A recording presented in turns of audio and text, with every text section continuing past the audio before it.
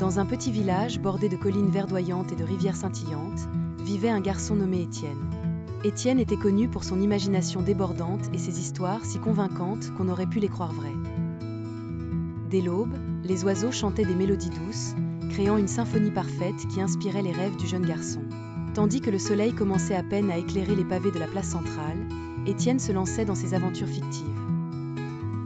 Il captivait l'attention de ses amis et voisins avec des récits de chevaliers courageux et de royaumes lointains. Tout le monde dans le village appréciait ses talents de conteur, mais un jour, quelque chose changea.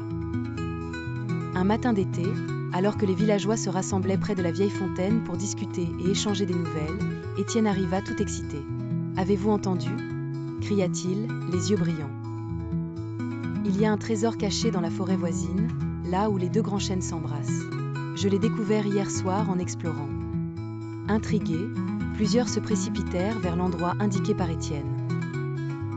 Les enfants et même quelques adultes passèrent des heures à fouiller, mais ils ne découvrirent aucun trésor.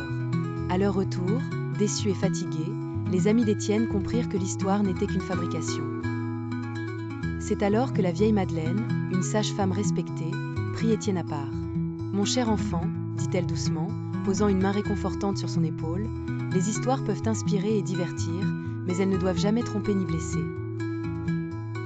Ton honnêteté est précieuse, et elle est le fondement de la confiance que les autres ont en toi. » Ému par les paroles de Madeleine, Étienne comprit l'importance de la vérité. Il se rappela de toutes les fois où il avait cru aux paroles de sa famille et de ses amis, et combien cela le réconfortait de savoir qu'il pouvait leur faire confiance. Le lendemain, devant tout le village rassemblé de nouveau à la place centrale, Étienne s'avança la tête haute. Il raconta ce qui s'était passé et s'excusa sincèrement. « Je suis désolé, dit-il avec une voix tremblante mais résolue. Je me suis laissé emporter, et j'ai oublié combien il est important de dire la vérité. Je vous promets de toujours être honnête à partir de maintenant. » Touchés par sa sincérité, les villageois accueillirent ses excuses avec bienveillance. Ils savaient qu'il n'était pas mauvais, mais juste un enfant apprenant une leçon précieuse. Étienne devint, au fil du temps, quelqu'un respecté non seulement pour son imagination, mais aussi pour sa sincérité. Dans le cœur d'Étienne, la leçon de Madeleine résonnait comme un écho bienveillant.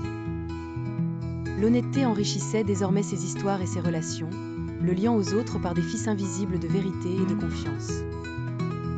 Dans ce village pittoresque où chaque saison apportait sa propre beauté, l'enfant était devenu un précieux gardien de l'honnêteté, et tout ce qu'il touchait le savait et l'aimait encore davantage pour cela.